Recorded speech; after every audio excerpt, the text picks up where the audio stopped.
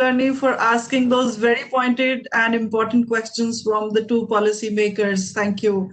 We now move to the next plenary, which is a session on the future of OTT, opportunities and challenges.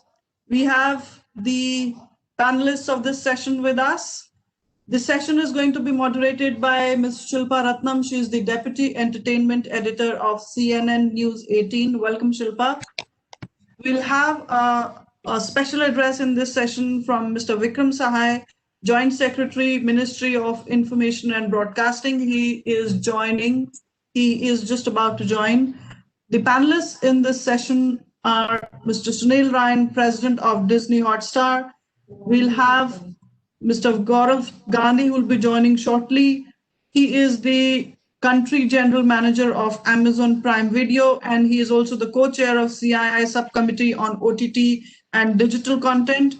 We have in this session with us Mr. Gaurav Rakshit, Chief Operating Officer of Viacom 18 Digital Ventures, Mr. Hiren Gada, Chief Executive Officer and CFO of Shimaru Entertainment, and Mr. Bishwarup Chakrabarti, General Counsel and Head Legal of Eros Digital. Welcome all the distinguished dignitaries in the session. I hand over the podium now to Shilpa. Over to you, Shilpa. Hello, everyone. I want to welcome all the panelists, myself, Mr. Gandhi, Mr. Sunil Ryan, Mr. Hiren Gada, Mr. Gaurav Rakshit, Mr. Bishwarup Chakrabarti. Thank you so much for joining us this morning. I want to start off with something that we're all thinking about. The COVID-19 pandemic has forced people world over to embrace working from home, a practice that may cost a shift in working patterns along with holding relevance in a post-COVID world.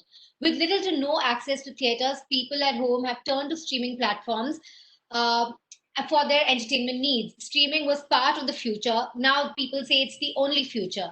As per a report, video streaming grew by 20% across the globe.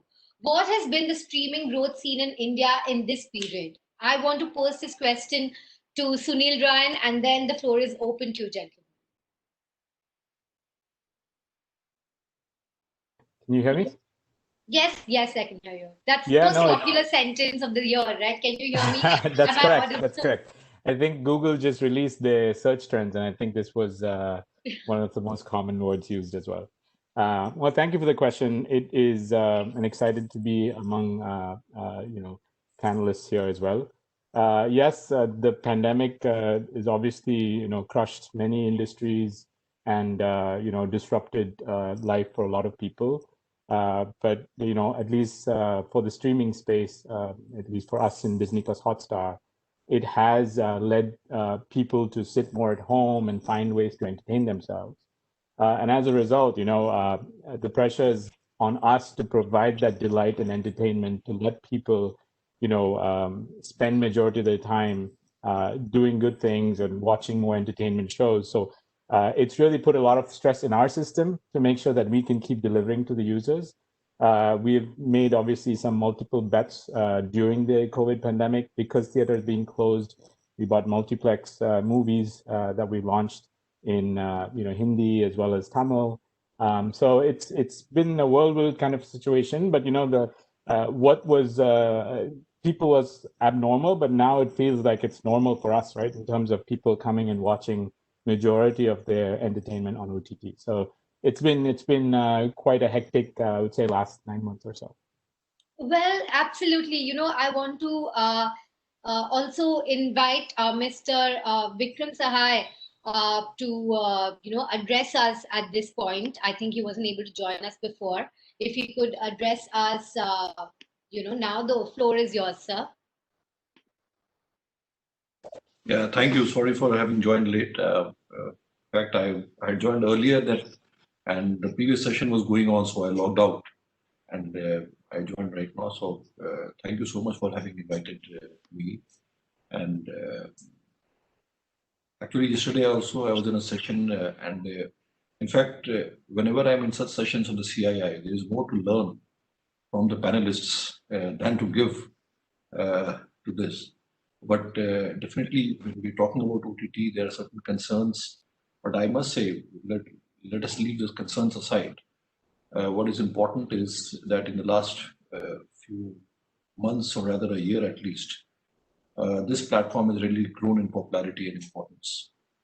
And I've said it before that this is a great opportunity for a large number of talented people across the country in various languages, not only in Hindi or in English, but in all several vernaculars. And we have a lot of platforms which are specializing in vernaculars. And it has given a huge opportunity for young artists, directors, actors, singers, musicians, technicians to come up and present their skills. Probably they didn't have that opportunity in the film industry, but now they have an opportunity on this OTT platform. So it is great news from the point of view of people of this country. And it is yet another opportunity for us as a country to showcase across the world that we can present the best, among the best, if not the best, to the world. Let me make a beginning from this. Thank you. Thank you so much, sir. Thank you so much for joining us and giving us that opening address. I want to continue with what we were discussing, Sunil. Though COVID-19 is driving a record number of free trials, improved lifetime values, reduced customer acquisition costs, etc. for most OTT platforms, it is critical to understand that things might take a major turn once people have access to other options of entertainment. And on reducing customer churn rate, I want to pose this question to Mr. Gaurav Gandhi from Amazon Prime Video.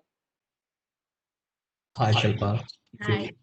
Thank you, Mr. Sahai, for the very encouraging words and your support. I think I'll echo Sunil's words, what he mentioned about the general trend about this. The category has, over the last few years, been seeing a lot of interest and wins that are already in play, but with reducing data costs, ubiquitous devices, great content coming in.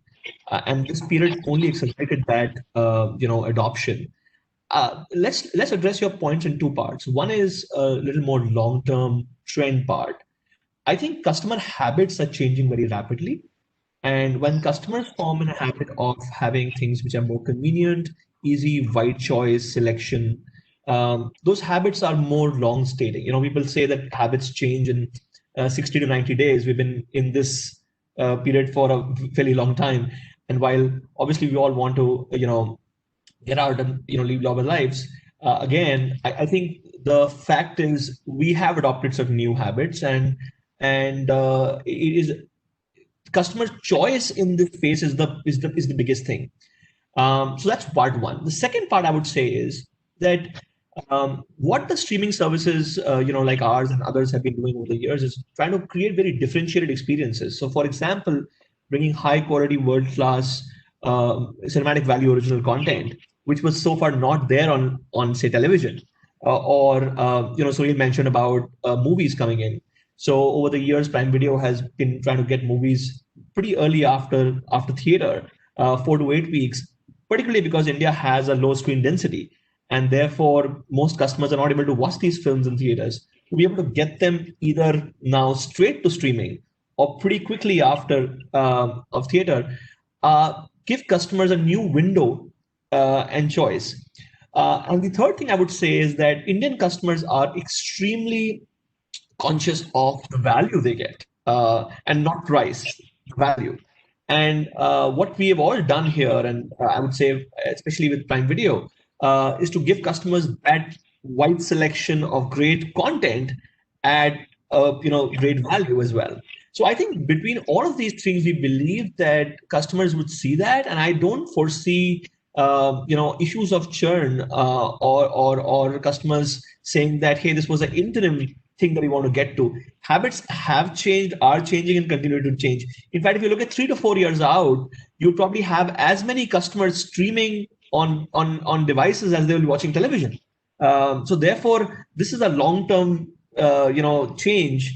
And in India, as we say, everything is an and not an or. It's not at the cost of things often.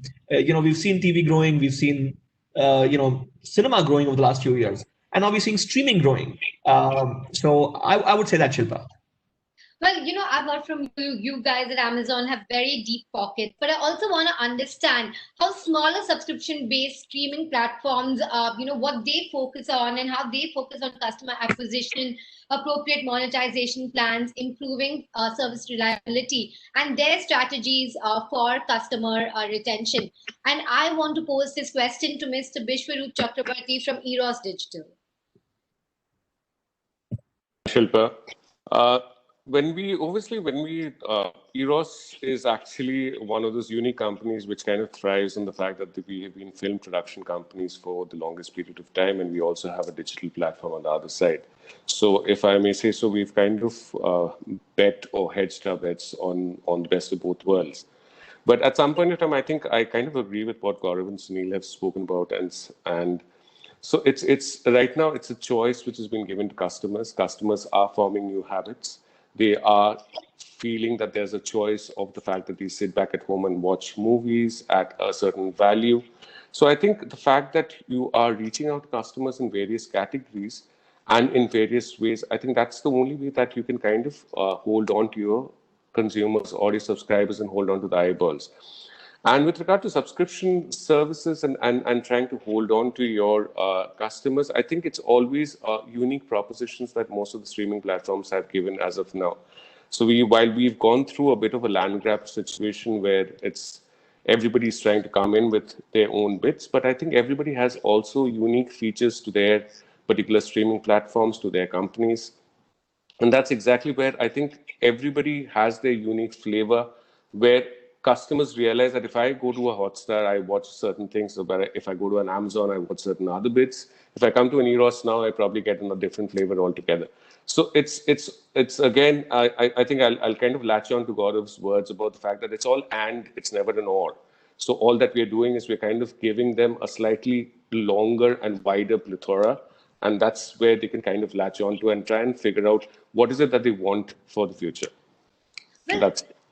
In the COVID pandemic, there's been so much accelerated growth, also providing an insight into changing customer habits and customer profiles. So from your research and from the data that has been made available to you, if you could substantiate with examples, how customer behavior has changed in this pandemic and how you have used that to drive your platform. Vishwarup, if we could stay with you on this. On data per se, so I will probably I think as in the data bits, we have obviously seen spikes, huge spikes when it comes to subscriptions, when it comes to people willing to pay for content. But the fact is, I think at some point of time we are at a stage where we are not too sure, and this is where I kind of take a step back to try and figure out. So a lot of this is obviously basis the fact that the pandemic has occurred and the fact that at some point of time we have been pushed into a situation which is not an organic kind of a situation. It's obviously something which is kind of brought in changes which you do not know whether they sustain, they don't sustain. What are the figures and are these figures which kind of will continue in the future?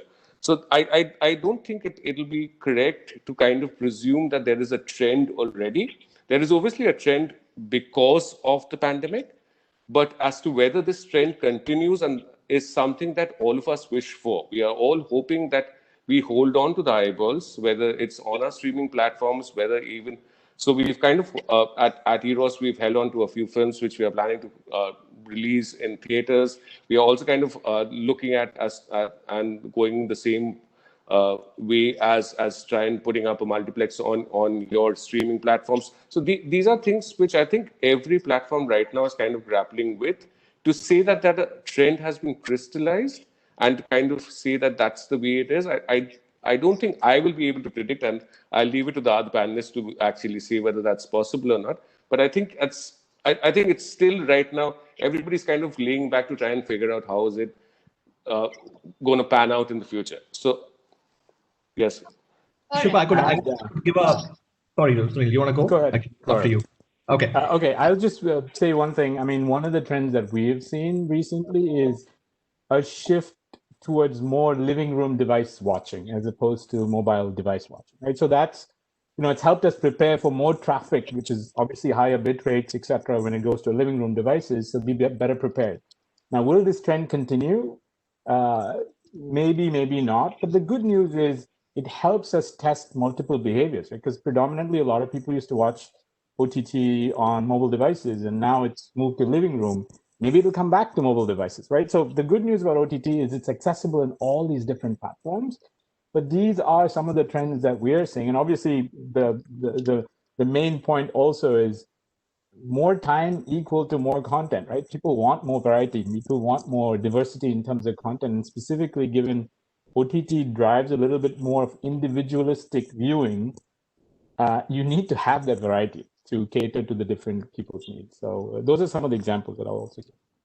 I could add to that. One of the things we've seen is that streaming is able to sort of overcome the boundaries of natural distribution of content. I can give you a couple of examples. One is that on the direct to service movies that we had in the lockdown period, all local language films, Tamil, Telugu, Malayalam, Kannada, 50% of the customers came outside the home state. Now, typically, these movies would get distribution more in the home state and less outside. This was able to get content creators to get their content widely across and overcome the geographical language boundaries. Similarly, Indian films, Hindi films like Gulabo Sudabo or Shagada Devi were watched in over 180 countries in the first few weeks of launch. Now, most movies, Indian movies, get distribution in a few countries outside of India. Now, you're able to actually give that, overcome geographical boundaries as a data point. I completely echo with Sunil's point about living room, growing. And again, those are habit changing things. And while again, mobile will continue to grow and go deeper. Last one I would say is that we see our consumption in over 4,300 towns and cities in the country, which goes super deep, right? So you're seeing a lot more adoption happening from smaller cities and towns. Some people think that subscription services are only confined to big cities. That's not true. It goes really deep. Thank you. All right, those are some very interesting insights. I would also ask Mr. Gaurav Rakshit from Viacom 18 Digital Ventures to share with us some of the insights that you have had in this pandemic season. Is Mr. Gaurav Rakshit with us? Well, I think... Sorry, I was unmuted. Can you hear me? Sure, I can hear you. Can you share with us, some of the insights that you have received into customer behavior during this pandemic season? Sure.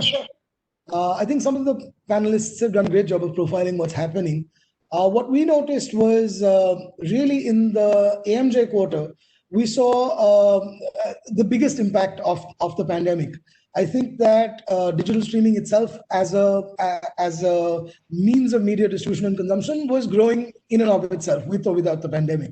And one of the things that we saw in the AMJ quarter was that it attracted a lot more new audiences significantly faster than we had anticipated or ever projected before. And that's really because other means of entertainment were not on offer. Television especially didn't have any fresh content coming. And so that sort of signaled much faster acceleration than we had anticipated and forced us to respond accordingly in that sense. So Gaurav mentioned, we started to definitely go much deeper and we started to see our service being consumed by people who would probably not have been such early adopters of the service, although I think that eventually in the next year or two, all of them would have come anyway, because that's sort of the momentum that we were tracking. Now, we launched a subscription service right before the pandemic, which was in the first week of March, actually. And so while our ad revenue-based business was doing fairly well, this was completely challenging for us because it was a service that was born into pandemic. And one of the things that we saw was we were able to actually map consumer behavior in terms of how they migrated from a free service into a premium service. And that acceleration was something that was significantly higher than anything that we had modeled, right? And I keep coming back to the AMJ quarter because I think that is the quarter that broke people's mindsets away from their normal way of operation. And since then, obviously, we've seen growth, but it's a great way to launch a service because it was playing into the changing mindset of society where people were willing to pay a lot more digitally. And interestingly, they were paying a lot more digitally in a variety of services, whether it was in e-commerce, groceries, what have you. And so as a result, some of the barriers and the mental barriers that they had were getting lifted in and of themselves. Now, I think that this period has been a tale of two outcomes. Subscription has certainly seen massive lift, and that's a tailwind that continues to grow. Gaurav made a really good point about not being able to take our consumers for granted. And given that we're a value-based society, I think unlike the West, where consumers tend to align with the service and then sort of ride it as long as the service is doing somewhat decently, here a consumer makes an active choice every month of whether they want to continue renewing a subscription or whether they want to move away. And so it's incumbent on us to provide value at every month, so a consumer is sort of willing to continue the service. And that's sort of why you see this glut of content, if you will, and the amount of development and the investments that are going in from all of them, because we have to win our consumers every month. And that's that's not something I could have told you a year ago because we didn't have the service, but it's very, very apparent now. The ad revenue business has been a little bit more muted in the sense that's more playing into macroeconomics of the country. H2 looks a lot more promising though. The Diwali season was quite hot, and from what we can see in the market, that seems pretty solid. But the first half was definitely challenging. Well, that's an interesting point you've made, devising short-term and long-term strategies for increasing daily active users and monthly active users. And I want to pose this question to Mr. Hiren Gada from Shemaro Entertainment. We haven't heard from him, so I would love to hear from him. What are your short-term and long-term strategies for retaining your new customers? Sure. So I mirror the views that have been shared. Even we've experienced similar consumption patterns and trends. I think I fully echo what Gaurav said, that one of the big trends for us has been the rise of or the adoption of Middle India. So that really for us, and the kind of content we have along which is kind of a lot more family oriented. I think that the whole living room versus mobile device phenomenon had, in a lockdown where families have sat together, etc. I think we saw a huge spike in family oriented consumption patterns, and based on all that data, I mean, we've kept on reworking our offering in terms of promotions, etc. Significantly on those sides. And other is the regional part. So many language content, which is again thanks to the rise of or the adoption of Middle India, where regional language preferences have been pretty strong. Of course, I think one needs to see. So definitely, this trend may not fully sustain, but I think we are in a new normal. So I think the new habits that have been formed will definitely stay for a bulk of the users. So I think we are very excited and looking forward to how this business takes its next step. I also want to touch upon the hyper-local content that you are talking about. We have seen the rise of Middle India, of the smaller towns, really taking to adopting OTT, and also accessibility. If content is king, then accessibility is queen. And with the kind of internet growth that we're seeing in India, we're seeing a lot of smaller towns and people in these smaller towns adopting the OTT platform. So the creation of a lot of hyper-local content because of the kind of demand of the market has taken place. I want to pose this question again to Viacom. In fact, to Mr. Gaurav Rakshit, I want to go back to you because I know Viacom has been doing a lot of hyper-local content. Yes. So if you could talk about that. Sure. I think that there's two things to discuss there. One is the emergence of hyperlocal content. I think that you made a very valid point that as you go deeper, people, you get past English and Hindi very quickly, and then as you go deeper, hyper local, regional level content is really where the growth is going to come from our consumption. We're also seeing interesting patterns of consumers that will also do marquee Hindi content, but will also want regional content from a comfort perspective. So depending on the zone they're in or the mood they're in, they're comfortable switching between languages. And hyperlocal really reflects not just a regional language bias, but it also sort of reflects a storytelling bias in terms of the kind of stories they like to listen to. I think so. So one part of the puzzle is really, it's incumbent on us to get the content libraries out there that can feed the appetite of the consumer. The other part of it is really a maturing understanding of that consumer, because the television growth notwithstanding, the reality is a lot of it is still consumed on the mobile. And when you've got a 4-inch screen and you've got as much content as we have, rubbing shoulders with it and trying to figure out, what this person would most likely to want to consume, I think that's a journey in and of itself that all of us as an industry have to take. Very, very early days around that. So I think that the proposition of hyperlocal is certainly very valuable, and we all see that in terms of our surveys or even content that we put out. How to step through that door in a meaningful way and be all we can be in that market, absolutely still a few years out. Well, we are seeing the creation of a lot of hyperlocal content, not just that, content overall. And the rate at which new content is coming online will have to slow down, because it will simply not be profitable to churn out premium shows at this rate and at this pace. Now, the vast creation of all this content, I think, has resulted in a content bubble, and many believe that we're currently living in a content bubble. How do you think platforms can win when the streaming bubble bursts? I want to pose this question again to Mr. Sunil Ran from Hotstar. It is, it's a fair question. I think it is true that the market for content is heating up, right? And it's primarily driven by demand. It's, more people want to watch more content, and we need to produce more content. And I think there are good second order effects, because it creates more jobs, it creates a better ecosystem of more content creators. From an investment perspective, Hotstar, as I'm sure a lot of other of our competitors here, as well as colleagues here, are in investment mode. But we are taking a strategic view on content investments, right? When we work with studios and content creators, we want to work in long-term relationship. We don't want to just say, okay, we'll work with you once and we'll move on to somebody else, right? That's a little bit been our strategic objective and our strategic process. So we don't create inflationary situations and bias towards more short-term bubbles as opposed, and then leaving people out in large. So we historically, as Hotstar, we have followed a very strategic approach. Now, you do also ask a good question, which is, once there's a plethora of content that comes in, the business models need to support to provide a model so we can continue to use that content. I mean, that's why subscription businesses are like 15 to 20% of the market right now. Like 80% is still AVOD.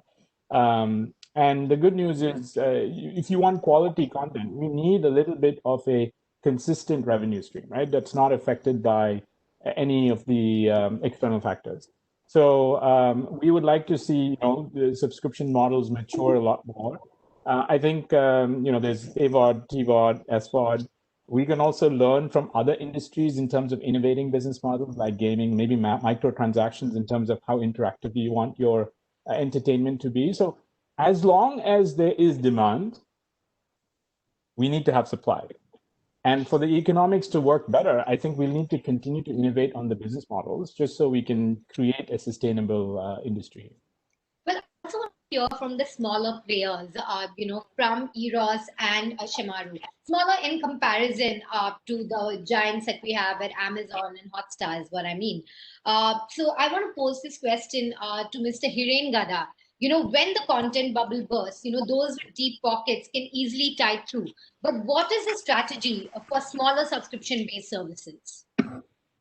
So obviously, we don't have that kind of deep pockets. And our focus actually has stayed with creating a strong consumer proposition in in the segments that we are operating. See, one thing that at least we believe and we see is that as the market grows, India is not one homogeneous country. We are a heterogeneous country, and we are literally like Europe, like 25 countries in one. So as the market grows, the sharper viewing preferences will come through in terms of it will play out in terms of scale on many other viewing preferences. And I think everyone is working with some or the other edge that each of them tries to create, right? Someone on sports, someone on new films, someone on regional, someone on originals. Everyone has their own focus that they're trying to create. And I think as long as you're able to hold on to that segment or that audience base, I believe that there is a value proposition, and if the consumer has enough value proposition, I think there is a viable model that will emerge. I would definitely say that at this point it is it's still highly an investment phase where the returns probably are much more back-ended. But this is a time where I think different players will emerge with their respective value proposition, and it's for the consumer to choose. I think as long as you're able to provide a strong value proposition to the consumer, I think ultimately the viability should come through. I also want to bring in Mr. Bishwarup Chakrabarti on this point from Eros. What is the kind of proposition and what is the kind of edge that you are trying to offer your customers so that they stay and don't migrate to a platform which just has more content? So I kind of echo what Hiren's been saying, and I think at some point in time, yes, we are platforms which are smaller in size.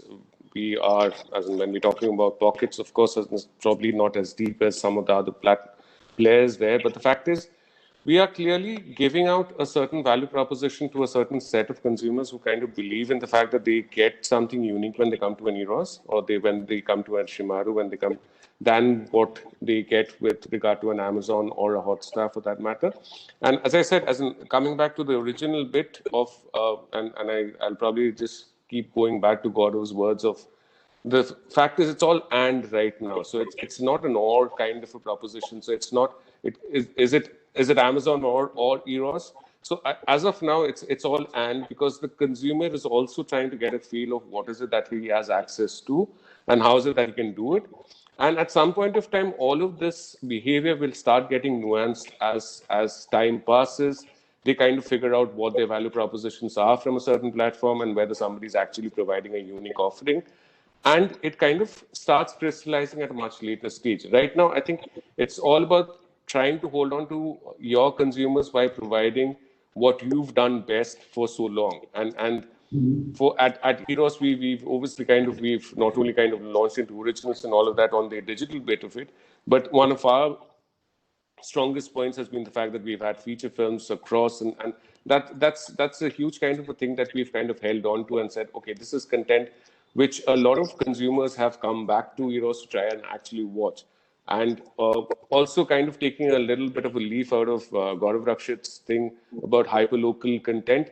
That's obviously another sphere that you're also looking at, so that in order to ensure that you are also kind of playing out the smaller stories, the smaller towns, and getting people in on your platform at a point of time when it's not just about the bigger productions and all of that, but it's also about local stories. It's also about some of those smaller productions which kind of get you unique proposition plays, and as a result, a unique consumer base as well. Well, we all keep talking about but the consumer is going to be overwhelmed with all the options. And we all know that an aggregator is going to come in, or, we have to resort to AVOD. We're going to go to that. But I want to come, because I want to explore this in depth. I want to bring in Mr. Vikram Sahai. Sir, we have heard all the OTT players talk about the kind of challenges that they are going to face, the kind of content bubble that they're in. And business certainty will come only when the government has a future view. What are the kind of regulations that are going to be imposed on this emerging field? You know, are they going to be economic regulations? Are they going to be content regulations, sir?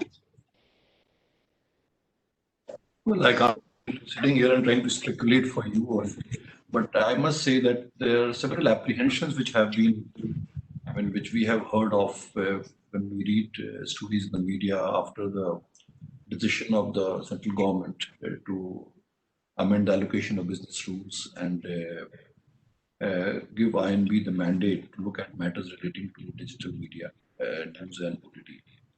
But really, that should not really bring a lot of any type of skepticism as far as decisions are concerned in the business. Whether it is domestic investors or foreign investors, I don't think that's really a matter of concern, because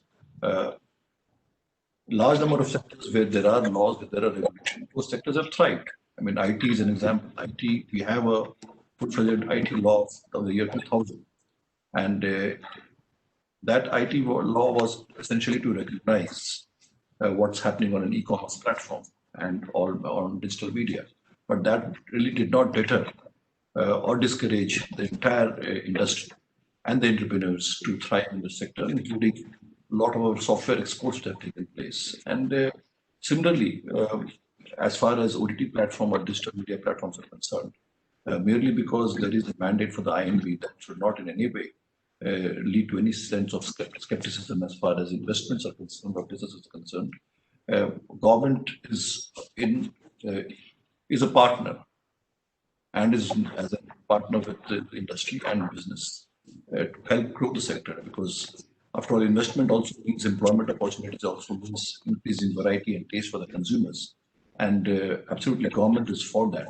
So at no point should anybody have an apprehension that this is going to thwart business or trying to bring any type of clamp over the business activities. Having said that, you all are aware, and it is also there in public domain, that government did initiate a process way back on November 19, and we brought about, and I must compliment CII, who helped us in getting a lot of delegates when we had our first sort of discussion in Bombay. And it was almost like an open house discussion with an open mind, trying to bring everybody together, trying to understand the nuances of the market, nuances of this digital platform, and trying to see what type of self-discipline can come in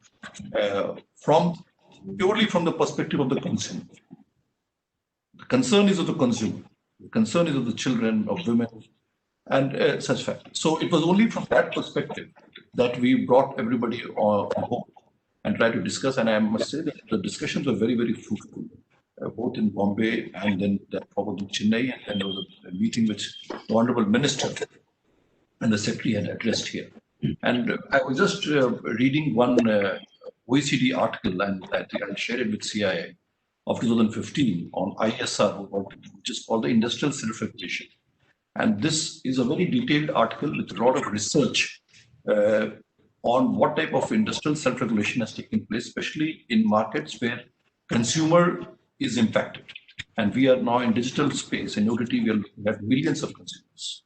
So I would request all of you, especially those who are working towards a self-disciplined model or self-regulating model or co-regulatory model, to look at the best practices which are there in the world. We have practices in India. I mean, in television, we have a self-regulatory model. Print, the press council itself is a statutory self-regulating body. So we have a lot of practice. We have a lot of sort of historical experience of what industrial self-regulation is. And I think, and yesterday, I remember I talked about that, and there was a mention that how we can use technology for enabling a more disciplined environment, where we ensure that content which is prohibited, which is unpalatable, which is unacceptable, should not be appearing. And concern is not only of OTTs. Let us also look at news. Today, we are deeply concerned with what is happening on news, especially on social media, what we call as fake news. And we, in a very small way, are trying to do something as to how to counter fake news. But definitely, digital media throws a lot of challenges. One challenge, of course, is to ensure that our consumers are protected in all ways. We have various models across the world. If you look at the model of Australia, Australia has a complaint model as far as OTT platforms is concerned. It's a complaints model. That if there's a complaint, there is a e-commissioner of Australia who does a classification of a content on which a complaint has taken place. And if the e-commissioner refuses classification, that content cannot be shown whether by a domestic player or a foreign player.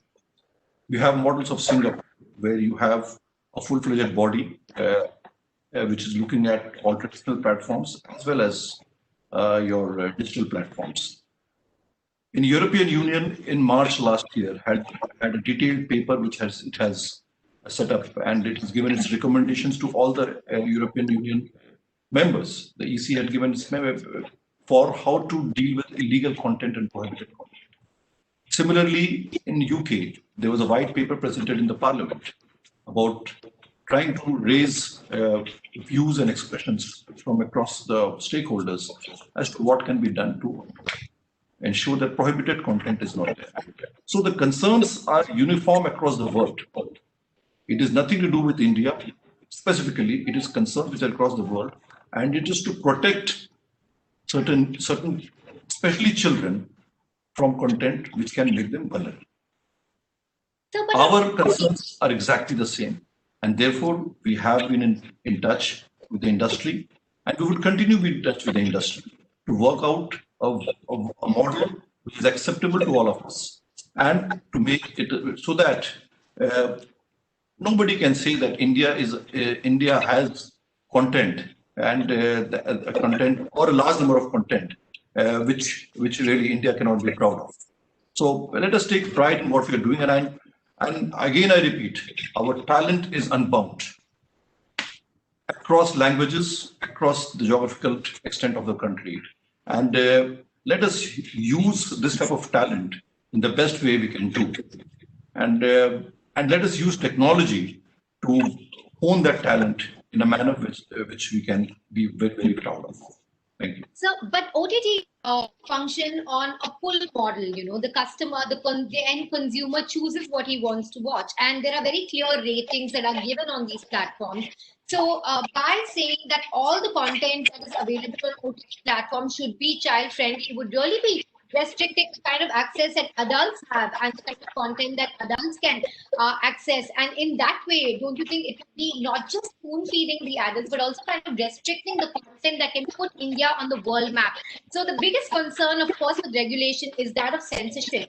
And I would like to open the floor up to questions there. But sir, to have your perspective on the kind of censorship that everybody is fearing in this sector.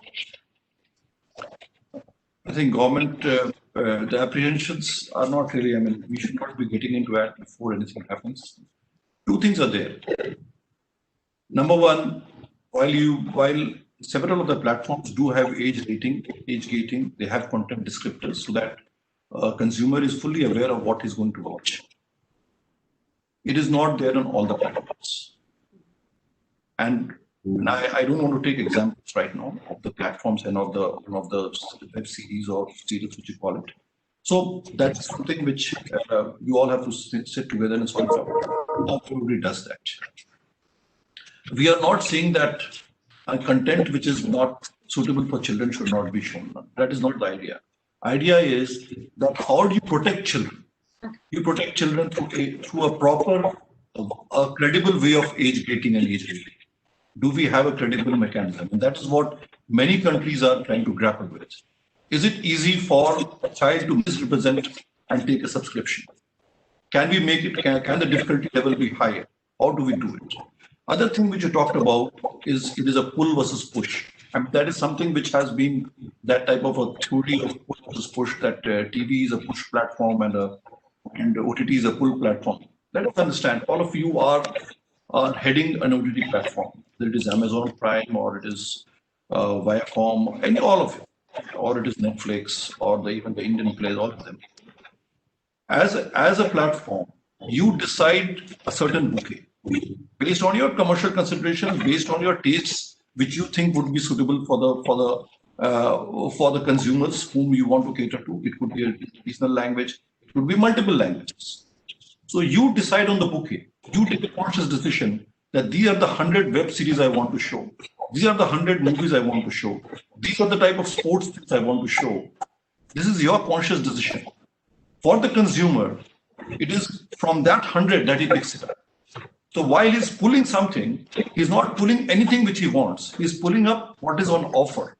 And it is this offer which you are trying to decide as a YouTube platform based on several considerations, which is where we want you to have certain type of a system of a discipline.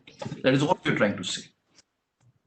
All right, I would like to open the floor up to questions from these gentlemen. Any concerns that you would want to discuss with Mr. Vikram Sahai, or any questions that you have for him? Sure. No, I think that, as an industry, we do see the need to operate as a responsible player. And I think that at a philosophical level, there is no question that we're aligned with what Mr. Sahai is talking about. There has been talk in the media and stuff of, concerns, but I think those are, at least at this point, overblown as far as I can tell. The reality is that we were able to get 18 players in the OTT to sign off on a self-regulation code, which was more a guideline, if you will. And right now we're in the process of working that through as an implementation, because as you guys have mentioned earlier, there are different players at different levels of scale. And so while some of the people already have, I won't say 100% compliance, there's still more there than the others. That's sort of why we're walking this road. But I think that if we're also going to talk about the levels of growth that we're seeing in OTT and the rise of consumers moving on to TV, etc., then it's incumbent on us to also create that environment where we can sleep warm at night. That what we're doing at least delivers that level of comfort, not just to the consumer, the government that is also responsible for the consumer, and ourselves as responsible businesses. So right now we're in the process of crafting that together. And Mr. Sai very eloquently said that we do need to protect our children from stuff that we never intended them to see. And so those are some of the tenets of this program. We actually received a little bit of feedback from the ministry, and so we're trying to incorporate that into the implementation rollout that we're looking at. But I don't think we're at cross purposes here in terms of what we're trying to achieve. That's not what we're seeing, because we are trying to get so many diverse players who are of different scale. The reality is that technology can definitely allow us to do what broadcast doesn't, right? Streaming technology, by definition, the very act of dialogue allows us to be able to provide more robust gating and things like that. And so it's incumbent on us to actually use those tools available, as opposed to sort of try and keep our head in the sand. So that's kind of the journey we're on right now. I at least am not seeing fundamental concerns at this point. Optimistic that we can get all the participants now through the implementation as well, because we've only got the code out, but we're socializing it as we speak right now, based on the feedback. And so that's sort of where we are in our journey. Some of the colleagues on the panel are part of that exercise. Gaurav can speak to some of the exposure. The nice thing that we have is that Mr. Sai very rightly said we should learn from other countries. Right? We don't have to reinvent the wheel as well. Fortunately, we've got some players that have very large international footprints. Gigi Gaurav is one of them. And so we're using all the resources that we can bring to bear, so that it's not something that we can't be proud of. Gigi, maybe you want to add to that. No, you covered very well. Mr. Sai's point. I think the idea is to have the right balance of giving customers choice and information, giving creators the freedom to create and put content, and obviously respecting legal and cultural sensitivity. So I think this is the balance that we can. I strongly believe with coming together of 18 of us and the implementation toolkit, we should be able to do that. So yeah, we completely aligned. All right. I would just to support, definitely agree with both Gaurav's points. And Mr. Sahai, I really liked your initial statement, which said the regulation should support long-term growth of the content creation industry. And I think we are at an inflection point where we can follow the path of Israel and Korea that have reached the world stage in terms of content creation. I think it's an opportunity for us to get on the world map in terms of OTT content as well. I mean, my vision would be that we have an environment the way I can watch a Spanish movie in India and appreciate the talent. Sitting in Argentina is watching the innate and the immense talent of India. Because language is no bar, you have subtitling, which is so, I mean, now that is used almost in every film.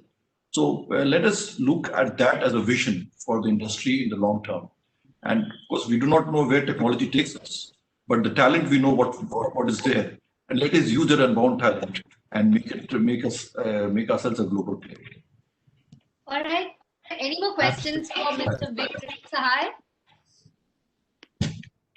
No, just adding to Mr. Sahai's point about Indian shows and series going abroad. This time we're already seeing about 1 in 5 customers of our Indian originals coming from outside of India. And it's a very proud moment for us to be actually getting our talent to be on world stage. So I couldn't agree with you more. Well, that's excellent to know, that 1 in 5 people are actually watching Indian content from outside India. That's very interesting. My time is running out, but there's a very important point that I want to discuss, which is AVOD, and I briefly touched upon that earlier. With all the streaming subscriptions coming up, all these streaming platforms coming up, the end consumer will be forced to, at the end of the day, kind of go towards an aggregator, or he will be forced to choose an AVOD model, and platforms will have to migrate towards that model as well. What are the kind of preparations that OTTs are doing in order to embrace AVOD? Gaurav, if you could start that off. Sure. We were AVOD to start with. We're a broadcast network, and so that was our first port of call. And I think it's even that's an interesting journey for us, because TV, by definition, being appointment driven, you're able to explore a piece of content much more on the second screen, so to speak, because it is on demand. And so that journey is a very interesting journey, where either the consumer is watching on TV and you're giving him a larger experience, sort of behind the scenes, maybe more intimate interactions with the characters and things like that, or the screen itself becomes their first port of call, both of which we're seeing. And so I think that the focus on AVOD doesn't go away for businesses like ours, because we're seeing significant opportunity there. It's really driven by consumers' attention. They're spending more and more time here. And so as a result, the flip side of that is that advertisers are interested in engaging with consumers where their attention is. So it's really macroeconomic in that sense. That's the way the eyeballs are moving. And so it becomes an interesting opportunity. I think one of the challenges for AVOD as an industry is the fact that we all know our own data. I know my data, Gigi knows his data, Sunil knows his data better than anybody else. But then we don't have a common standard as of now. And I don't know that it's a lot harder to build in this industry, because we have collectively at the same time 1 million hours of content on offer. Television doesn't have that. Television has what's scheduled at that slot, and so tracking and things like that are much easier. Our industry will have to come to terms, not just here, the world over, with how this makes the next movement in AVOD. So that's kind of what we're looking at. But it's still very, very positive. All right. I want to bring in Gaurav Gandhi here, because I think Prime is primarily SVOD. And for you to kind of move towards AVOD would be a bigger challenge. Well, I think, like we said earlier, about there are all kinds of growth opportunities in India, and all kind of platforms. You've seen ATV grow and ad-supported TV grow. You've seen Rakshit and even Hotstar talk about the growth on side. I think we are in the SVOD space, and we believe there's a great opportunity for that space itself to grow, and how that is playing out. So I can comment more on that one. And I believe on that particular point, what's unique is the fact that with disposable income growing, with unique world-class content coming in, and payment ecosystem really, emerging in the space, digital payments, and people getting used to more personalized world-class services. I actually see the opportunity for the pay ecosystem to grow very, very rapidly. on the esport side. So I speak more on that. But I continue to say that the opportunity is large for both segments, and we're just getting started, all of us. All right. Would Sunil want to come in on this? You already have, of course, some AVOD on the platform, but for you to increase that, do you foresee any challenges? I think we are following a very hybrid approach. As you know, we were predominantly an AVOD platform before, and we are shifting more to an SVOD platform. I also think it's not just between AVOD. There's lots of underlying factors. For example, with UPI coming in, people we had obstacles to subscribe. Those obstacles have been taken out. And now we are seeing, people say, if I can pay, I will pay, right? As opposed to I've got other infrastructure obstacles in place. But there are, you look at the mobile consumers, smartphone consumers, there's 500 million, right? I mean, we're not going to get 500 million subscribers immediately. We need to make sure we cater. One of the missions that we have as a company is accessibility of entertainment to as many people as possible. Some people can afford, some people cannot. We have to find different ways to show them the content and have an ability to sustain a business model with that. So we're following a little bit of a hybrid approach. All right. Thank you so much for that. Any final words that anyone has to add to this discussion? I, for one, have learned a lot. But just in case I've omitted anything that any of you wanted to touch upon, please go ahead.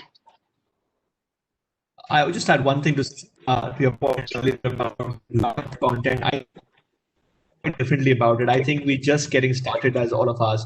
India has so many languages and then customer segments. The OTT streaming segment actually provides the opportunity for segmenting customers. So you will see far more content coming in, delight customers all across. So we are far from that glut that you talked about. All right. I'm very happy. I just want to add to that. I mean, Gaurav, I couldn't agree with you more. I think I really don't see that as a bubble, so to say, at this point in time. I think there's tremendous scope for adding much more content, because I think more and more consumers with varied needs are coming on board. So I think that's the excitement for all of us, I think. Okay, so not a bubble, but we're just going towards the peak right now. So I think everyone is agreeing that we're not in a bubble, all right. And also, I think the best takeaway that we have today is that the government has a futuristic view when it comes to the OTT business, and that the regulations that they want to put in place are in order to enable the consumers and help the consumers and not clamp down on the platform. So I think that is something very reassuring that has come by way of Mr. Vikram Sahai. I want to thank you all for joining me in this discussion today. It's been extremely insightful, and I have had a great